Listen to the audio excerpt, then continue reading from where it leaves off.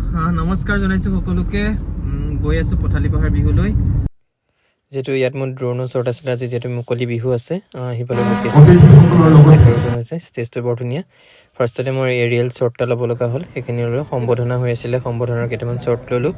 তাৰপাছত ষ্টাৰ্ট হ'ল মুকলি বিহু ড্ৰোনৰ শ্বট কেইটামান ল'লোঁ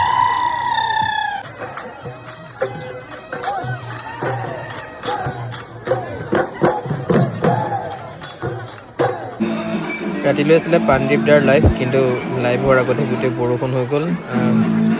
অৱস্থা বেয়া চব য'তেই পাই ত'তে সোমাইছে আমি এনেকৈ টিউপাল লৈ সোমালোঁ বহু অপেক্ষাৰ অন্তত প্ৰাণদীপ দাৰ লাইভ ষ্টাৰ্ট হ'ল আমি অলপমান উপভোগ কৰিলোঁ